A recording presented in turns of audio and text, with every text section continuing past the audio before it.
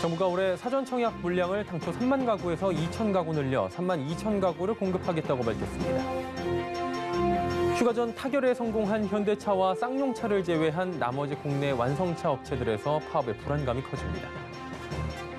채용 플랫폼 원티드랩이 코스닥 상장 첫날인 오늘 따상에 성공하며 강세를 보였습니다. 정부가 코로나 기간 동안 카드나 대출 등 채무를 연체했다 갚은 사람들에게 연체 기록을 삭제해주는 이른바 신용사면을 추진키로 했습니다. 센 경제라이브 시작합니다.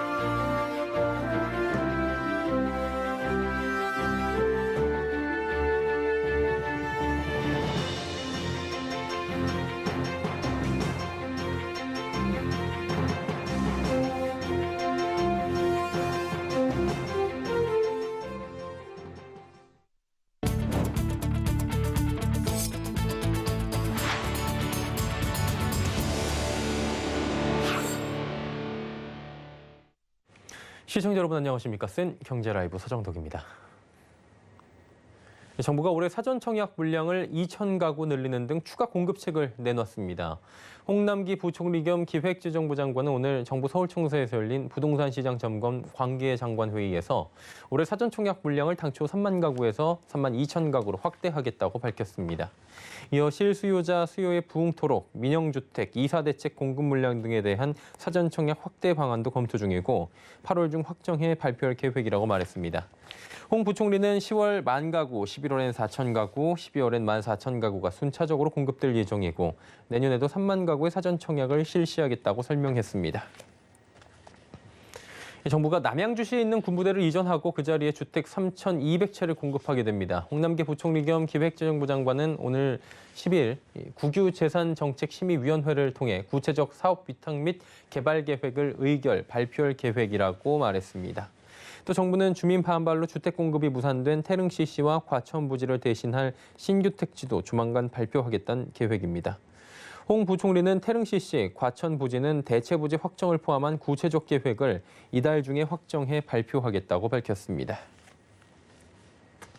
국내 완성차 업계의 파업 불안감 또다시 커지고 있습니다. 최근 인단협을 마무리한 현대차를 제외하고 노사 입장차가 여전한 상황이라고 하는데요. 당장 파업에 돌입하기보단 사측과의 교섭 재개로 압박 강도를 높일 것으로 보입니다. 정세미 기자입니다. 기아 노조가 합법적 파업권 확보로 파업 수순에 들어갔습니다. 노조가 어제 진행한 찬반 투표에서 조합원 73.9%인 2만 1,000명이 파업에 찬성했습니다. 노조는 올해 기본급 9만 9천 원 인상과 영업이익의 30% 성과급 지급, 노동시간 주 35시간 단축 등을 요구했지만 사측은 받아들이기 어렵다는 입장입니다. 한국GM과 르노삼성자동차 노사도 이르면 이번 주 임단협을 재개합니다. 한국GM 노사는 기본급 3만 원 인상과 450만 원의 일시금 지급 등의 잠정 합의안을 이끌어냈지만 조합원 대상 투표에서 51.15%의 반대로 부결됐습니다. 르노삼성차는 국내 완성차 업체 중 유일하게 지난해 임단협을 마무리하지 못했습니다. 사측은 2020년과 2021년 임단협 통합 교섭과 총 800만 원의 일시금 지급을 제시했습니다. 하지만 노조는 사측의 추가안을 보고 찬반 투표 여부를 결정한다는 입장입니다. 완성차 업체는 여름 휴가 전 타결을 목표로 했지만 협상 난항이 이어지자 추석 전 타결로 수정했습니다. 다만 실제 파업까지는 이어지지 않을 것이라는 전망이 우세합니다. 앞서 현대차가 파업권을 확보한 후 무분규 합의를 이뤄낸 만큼 당장의 파업보단 사측과의 교섭에서 유리한 고지를 점하기 위한 카드로 사용될 것이라는 분석입니다. 서울경제TV 정세미입니다. 공모청약에서 높은 경쟁률을 기록하며 흥행에 성공한 원티드랩, 코스닥 상장 첫날인 오늘 이른바 따상에 성공하며 투자자들의 기대에 부응했다는 반응입니다. 윤혜림 기자입니다. 채용 플랫폼 원티드랩이 코스닥 상장 첫날 강세를 보이며 좋은 성적을 기록했습니다. 오늘 원티드랩의 주가는 30% 오른 9만 1,000원에 거래를 마쳤습니다. 원티드랩은 공모가 3만 5천 원의 2배인 7만 원의 시초가를 형성한 후 등락을 거듭하다 상한가를 기록하며 따상에 성공했습니다. 특히 지난 2일부터 3일 진행된 공모 청약에서 1,731대 1의 경쟁률을 기록해 증거금 5조 5,291억 원을 끌어모으며 투자자에게 주목을 받았습니다. 시장에서는 지난해까지 원티드랩이 자본 잠식 상태에 있었다는 점을 우려했지만 올해 3월 상환 전환 우선주를 전량 보통주로 전환하며 흑자 전환에 성공해 논란을 잠재웠습니다. 원티드랩이 성장성 특례 상장으로 코스닥 시장에 입성한 만큼 채용 시장에서의 독자적인 데이터 기술력을 인정받았다는 의견입니다. 네, 원티드랩이 기존의 채용 광고가 아닌 채용 AI 매칭이라는 새로운 시장을 열어가고 있기 때문에 특히 AI 매칭에 기반이 되는 독자적인 데이터의 가치에 대해 시장이 공감하고 인정해 주신 결과라 생각하고 상장 후 유통 가능 물량은 전체 주식수의 26%로 많지 않았다는 것이 이점으로 작용했습니다. 또한 일반 청약자에게 상장일로부터 6개월간 공모가의 90%로 주식을 판매할 수 있는 환매 청구권을 부여한 점도 흥행 성공 요인으로 작용했다는 분석입니다. 서울경제TV 윤혜림입니다. 지난달 은행 가계대출이 10조 원 가까이 늘며 사상 최대치를 기록했습니다. 한국은행이 오늘 발표한 7월 중 금융시장 동향을 보면 지난달 말 은행 가계대출 잔액은 전달보다 9조 7천억 원 늘어나 1,040조 2천억 원을 기록했습니다.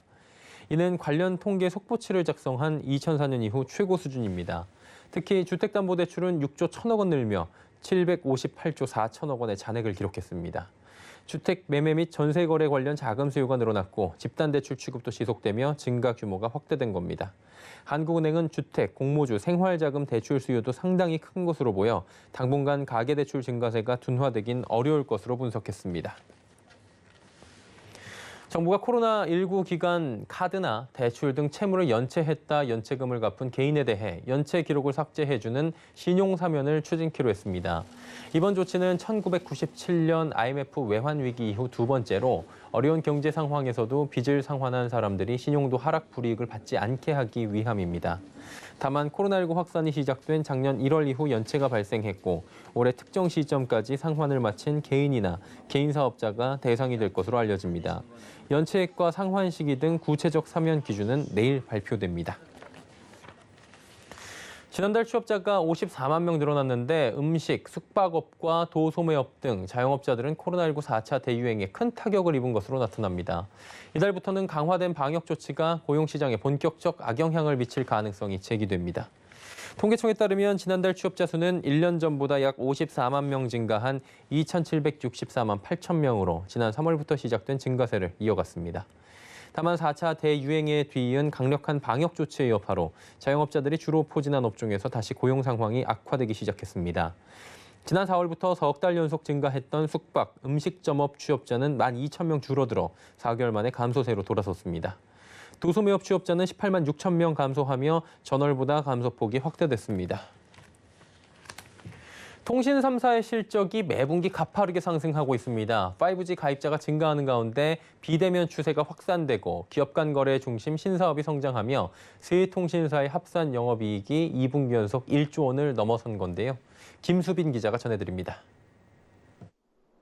통신 3사는 지난 1분기 합산 영업이익을 14분기 만에 1조 원을 넘긴 데 이어 이번 2분기에도 연속 1조 원대를 기록했습니다. 통신업계에 따르면 KT와 LG유플러스는 지난 2분기 각각 4,758억 원, 2,684억 원의 영업이익을 거뒀습니다. KT는 2분기 연속 4천억 원대를 기록했고 LG유플러스도 전분기에 달성한 역대 최고 실적과 근접한 실적을 낸 겁니다. 오늘 2분기 실적을 발표한 SK텔레콤의 영업이익은 3,996억 원으로 시장 예상치보단 소폭 낮았지만 통신 3사의 합산 영업이익은 1조 1,500억 원에 육박했습니다. 업체별로 살펴보면 KT의 실적 개선 공시는 기업 간 거래 사업으로 특히 코로나 사태로 비대면 업무 트래픽이 증가함에 따라 기업 회선 매출 증가세가 두드러졌습니다. LG유플러스도 솔루션과 인터넷 데이터 센터 등 기업 대상 신사업 매출이 전년보다 12.7% 늘어 양호한 실적을 이어갔습니다. 가입자 및 5G 보급률이 상승한 가운데 무선, 스마트홈, 기업 인프라 등 전화 사업을 제외한 전 사업 부문의 수익이 커졌습니다. SKT 또한 전 사업이 고르게 성장한 가운데 미디어 커머스 융합 보안 등 뉴 ICT 사업 분야를 앞세워 호실적을 거뒀습니다. 해당 분야의 매출은 전년 동기 대비 10.1% 증가해 5분기 연속 두 자릿수 고성장 행진을 이어갔습니다. 통신 3사는 신사업이 꾸준히 성장하는 중이고 통신사업 시장이 안정화됨에 따라 마케팅 경쟁이 약화되면서 당분간 호실적을 이어갈 전망입니다. 특히 5G 상용화 초기에 집중됐던 설비 투자마저 감소 추세에 접어들어 성장세를 이어갈 확률이 높다는 분석입니다. 서울경제TV 김수빈입니다. 마시는 매직펜, 구두약, 초콜릿 등 식품과 비식품을 혼동케 하는 컨슈머 제품 판매를 금지한다는 소식 지난 5월 전해드린 바 있었는데요. 식품의약품안전처가 이 같은 내용의 식품 등의 표시, 광고에 관한 법률 시행규칙 일부 개정안을 입법 예고했습니다. 문다혜 기자입니다. 앞으로 구두약 초콜릿처럼 학용품이나 생활용품의 외형을 본뜬 식품의 표시와 광고가 금지됩니다. 식약처는 어제 이 같은 내용을 담은 식품 등의 표시 광고에 관한 법률 시행규칙 일부 개정안을 입법 예고했습니다. 지난 5월 김성주 더불어민주당 의원이 대표 발의한 식품표시광고법 개정안이 지난달 국회 본회의를 통과함에 따라 식약처가 하위 규정을 마련한 겁니다. 금지 대상은 안전확인 대상 어린이 제품 중 학용품과 안전확인 대상 생활화학 제품입니다. 안전확인 대상 어린이 제품은 어린이의 생명과 신체에 위해를 줄 수 있는 제품으로 딱풀과 매직펜 등이 있습니다. 안전확인 대상 생활화학 제품은 위해성이 있다고 인정된 생활화학 제품으로 구두약 등이 대표적입니다. 식약처는 최근 생활용품과 유사한 식품이 유통돼 어린이 등이 이를 식품으로 오인해 섭취할 우려가 있다고 판단해 구체적인 금지 품목을 명시하는 규정을 마련했다고 설명했습니다. 기본적으로 이제 펀 마케팅은 이제 콜라보레이션을 통해서 소비자들의 흥미를 끄는 어떤 목적을 가지고 있지만 또 소비자의 안전이라든가 또 어린이 소비자 이런 분들에게 또 위험성을 가져다 줄 수 있는 이런 품목에 대해서는 적절한 어떤 규제나 제도적인 정책도 필요하다고 생각합니다. 식약처는 이번 개정 추진으로 식품 등 오인 섭취에 따른 안전사고를 사전에 차단할 수 있을 것으로 기대한다고 밝혔습니다. 서울경제TV 문다입니다.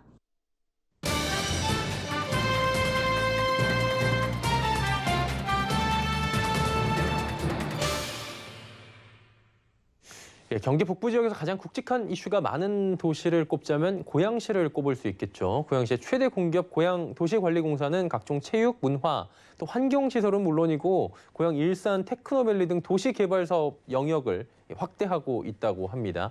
김홍종 고양도시관리공사 사장께 변화하고 있는 고양시에 대한 이야기를 직접 들어보는 시간 갖도록 하겠습니다.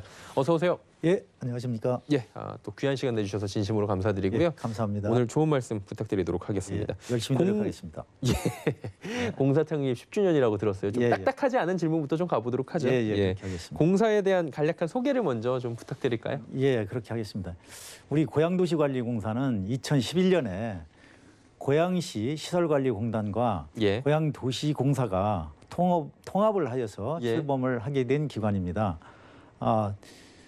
체육, 문화, 교통, 예. 도시, 환경 등 5개 분야에서 사업 영역을 가지고 활동을 하고 있고 예. 총 600여 명의 임직원이 근무를 하고 있는 그런 기관입니다. 네. 우리 공사는 고양시 발전과 109만 시민의 복리 증진을 위해서 노력하고 있고 변화와 혁신을 통한 내실을 다지고 있으며 예. 사업 범위를 더욱 확대를 하고 있는 중입니다. 그동안에는 공공시설 관리 위주의 사업을 하였다면은 지금부터는 테크노밸리 등 여러 도시개발 사업도 추진을 하면서 사업 범위를 확대를 하고 있습니다. 예. 고양시 하면 일기 신도시로 우리가 잘 알려져 있고 또 대표적인 그 배드타운으로 알려져 있긴 한데 최근에 이제 변화하려는 움직임이 강하게 보이잖아요. 일자리 창출도 하려고 있고 뭐 테크노밸리 조성도 하고 있는 상황이고 뭐 이 부분에 대해서는 이재준 시장께 지난번에 한번 듣긴 했는데 첨언해서 도시관리공사에서도 역할을 담당하고 있을 것 같아요. 공사의 역점 도시 사업에 대한 이야기를 좀 들어볼까요? 예, 우리 고양시는 과거에 일기 신도시로 탄생을 한 도시입니다. 탄생을 하였는데 그동안에는 일자리가 부족해서 서울로 상당히 출퇴근을 하는 그런 도시이기 때문에 일자리가 별로 없었습니다. 없어가지고 출퇴근을 하는 그런 도시였는데 이제는 그러한 일자리를 만들어서 직장과 주택, 주거지가 상당히 가까운 직주 근접 도시를 지향해 나가고 그렇게 하려고 노력을 하고 있는 중입니다. 예. 그런 고양 일산 테크노밸리 사업은 총 사업비가 8,450억 정도, 와. 90억 정도에 투입을 해서 87만 제곱미터의 부지에 자족시설 용지를 조성을 하려고 합니다. 예. 그중에 약 10만 제곱미터는 그 도시 첨단 산업단지로서 조성을 할 계획입니다. 이 사업을 8월에는 실시 계획이 인가가 되고 예. 12월에는 착공을 할 계획으로 이렇게 준비를 하고 있고요. 예. 또 현재 300여 개 기업이 입주 의향서를 이미 제출한 상태입니다. 네네. 그래서 우리 그 일산 테크노밸리에는 바이오메디컬 분야와 예. 미디어 콘텐츠 분야를 주 업종으로 유치를 하려고 그런 계획을 가지고 지금 움직이고 있습니다. 창릉 쪽은 어때요 지금? 네, 창릉에 대해서는 이미 정부에서 3기 신도시로서 발표를 한 그런 사업지구입니다. 예. 그래서 그 약 3만 8천 가구를 입주를 하도록 이렇게 단지를 조성할 예정이고요. 예. 이 사업에는 LH 공사를 주축을 해서 경기 도시주택공사, 그다음에 고양도시관리공사가 예. 참여를 해서 사업을 추진을 하고 있는 그런 사업지구입니다. 이 사업지구에는 예. 판교에 2배가 넘는 130만 제곱미터 규모의 자족 용지를 조성할 계획이고요. 예. 여기에는 GTX A 노선 창릉역이 신설될 것으로 이렇게 그 계획이 되어 있고요. 예. 금년 10월에 지구계획 승인을 해서 2029년에 준공을 목표로 사업을 추진하고 있습니다. 이곳에는 지능형 ICT 소재 부품이라든지 바이오, 융합 중심의 장소 특구 지구를 조성할 계획이어서 테크노밸리 사업하고는 상당히 차별화를 해서 진행을 하려고 이렇게 계획을 해서 열심히 추진하고 있습니다. 예. 그리고 뭐 보니까 전국에서 도시재생 사업도 적극적으로 하고 있다 이런 얘기도 들려오고 있는데 공사에서 진행 중인 그 사업들은 어떤 것들이 있습니까? 예, 우리 고양도시관리공사에서는 도시재생 사업도 열심히 하고 있습니다. 예. 구도심이라고 할 수 있는 원당, 화전, 삼성 등 5개 지역에 사업을 실시하고 있고 이런 사업은 도시가 생긴 지 오래되면은 새로운 도시에 비해서 약간 좀 발전이 좀 더디다고 하는 그런 것 때문에 추진을 하는 사업으로서 예. 주민들이 역할이 굉장히 중요하기 때문에 참여가 굉장히 중요한 그런 사업입니다. 그리고 국토부 도시재생혁신지구 1호 사업인 고양성사 도시재생혁신지구는 3호선 원당역 앞에 위치를 했습니다. 예. 3호선 원당역 앞에서 노후화된 복지센터라든지 환승주차장 부지에 주거라든지 산업시설을 예. 조성해서 복합된 시설을 조성하는 그런 사업입니다. 그래서 7월에 착공해서 24년에 준공을 목표로 착공은 이미 했네요. 네, 착공은 이미 했습니다. 예, 예. 이미 해서 상당히 사업을 진행을 하고 있는 그런 상황이고요. 능곡역은 어때요? 능곡역 쪽. 능곡역 쪽은 지금 예. 그쪽에 옛 구역사가 있었습니다. 그렇다면서요? 예. 완전히 낡아가지고 사람들이 이용을 안 하는 예. 그런 능곡역사를 지난 3월에 리모델링을 해서 예. 거기에다가 이제 토당 문화 플랫폼이라는 명칭을 사용해서 문화예술 공간을 조성을 해놨습니다. 그래서 지금 주민들이 상당히 많이 그것을 이용하면서 문화예술 활동을 열심히 하고 있는 그런 지역이라고 말씀을 드릴 수 있겠습니다. 바쁘시겠어요? 예, 굉장히 바쁩니다. 예. 진짜 바쁘신 것 같아요, 보니까. 예, 그렇습니다. 지금만 해도 꽤 많은 사업들이 지금 펼쳐지고 있는 건데 이 외에도 예. 또 추진 중인 역점 사업들이 있을 텐데 또 예. 공을 들이고 있는 사업이 있으실 것 같은데 어떤 것들이 예. 있습니까? 그 중에는 우리가 태양광 개발 사업이 있습니다. 예. 이 태양광 개발 사업은 고양시 에너지 비전 2030 정책이 있습니다. 그 정책에 맞춰서 우리 공사에서 태양광 발전 사업자로서 참여를 하고 있습니다. 예. 이 사업에 대해서는 지난해 11월에 고양 농수산물 유통센터 주차장 부지와 탄현동 제3 공영주차장 부지가 있습니다. 이 부지에 총 114만 총 1,143kW 예. 좀 더듬었습니다. 규모로 조성을 해서 많다는 거죠, 뭐. 예, 규모를 조성해서 운영을 하고 있고 지금 예. 전력을 생산하고 있습니다. 그리고 올해는 장학 야구장 부지에 약 285kW 규모를 예. 태양광 발전 시설을 새로 이렇게 조성을 하고 만들고 있습니다. 있고요. 예, 그래서 더욱더 많은 태양광 발전을 계획을 하고 있습니다. 예. 이렇게 바쁘게 달려오신 지가 2년 반 정도가 되셨다고 들었어요. 예, 예. 그 돌아온 길을 딱 돌이켜 보니까 어떤 일을 좀 잘했다라는 생각이 드시던가요?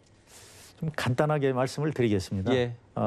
사업을 추진하면서 2020년까지 우리가 관리하는 시설에 이용객을 2천만 명을 돌파하겠다 이런 목표를 세웠었습니다. 예. 그런데 19년에 이미 초과를 달성을 했습니다. 그런 초과 달성한 부분이 있고요. 예. 또 제가 사장으로 부임을 하면서 우리 직원들과 함께 고향 시민들 또 시설을 이용하시는 분들한테 최대한 예. 친절하게 대하고 친절하게 함으로써 시민들에게 행복감을 주자 이렇게 말씀을 많이 드려서 열심히 노력하자 이렇게 얘기를 했었습니다. 그래서 그러한 목표를 달성하지 않았나 싶습니다. 그래서 지난해 지방공기업 고객 만족도 조사를 했는데 예. 역대 최고로 89.4점을 받았습니다. 그래서 최고 점수를 받았다 역대에서 우리 공사가 창립된 이후에 그렇게 말씀을 드릴 수가 있고요. 예. 또 한 가지는 행정안전부에서 매년 지방공기업 평가를 합니다. 예. 지방공기업 평가를 하는데 제가 2019년에 이제 부임을 했는데 19년하고 작년 20년에 최우수 기관으로서 2년 연속 예, 예. 그런 성과를 달성해서 우리 직원들이 상당히 자부심을 가지고 열심히 근무를 한다. 이렇게 말씀을 드릴 수 있겠습니다. 이렇게 되면 직원분들한테도 굉장히 그 이점이 있는 거죠? 이점이 있습니다. 예, 네. 알겠습니다. 예. 자, 이제 마지막 질문인데 이 얘기는 조금 이제 더 이상 저는 개인적으로 질문을 안 드리는 방법은 코로나가 종식이 되는 건데 예, 예. 생각보다 쉽지가 않아가지고 참 어렵습니다. 그럼에도 불구하고 잘 대처를 하고 있다고 고양시가 얘기를 많이 들었어요. 예, 예. 노력에 대한 이야기 그리고 향후에 어떻게 할 것이다 이런 부분에 대한 이야기 마지막으로 좀 여쭤보도록 예. 할게요. 우리 고양도시관리공사는 고양시 산하기관인 만큼 예. 고양시하고 공조체제를 상당히 긴밀하게 유지를 하고 있습니다. 그래서 고양시에서 우리나라 최초로 드라이브 스루를 시행을 했습니다. 그 드라이브 스루를 시행하는 그 장소를 우리가 운영하는 주차장을 제공을 해서 지원을 했습니다. 그리고 선별진료소라든지 백신 접종 장소라든지 이런 장소를 또 지원을 해서 고양시의 예방 활동 그리고 코로나19에 대한 예방 활동을 적극적으로 지원했다 이렇게 말씀을 드릴 수 있고요.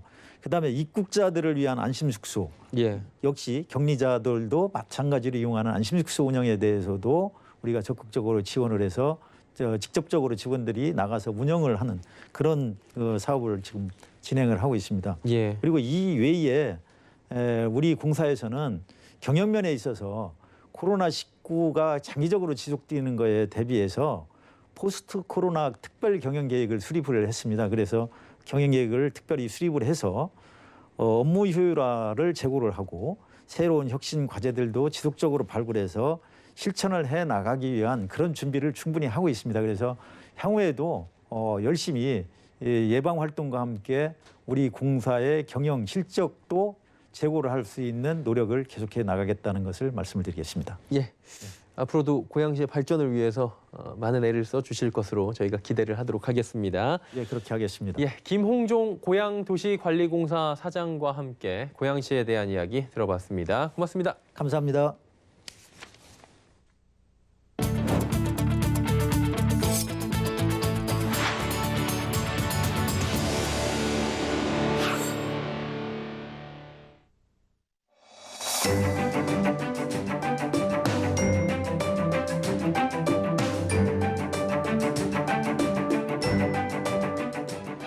안녕하세요. K웨더 라이프스타일 리뷰 요철입니다.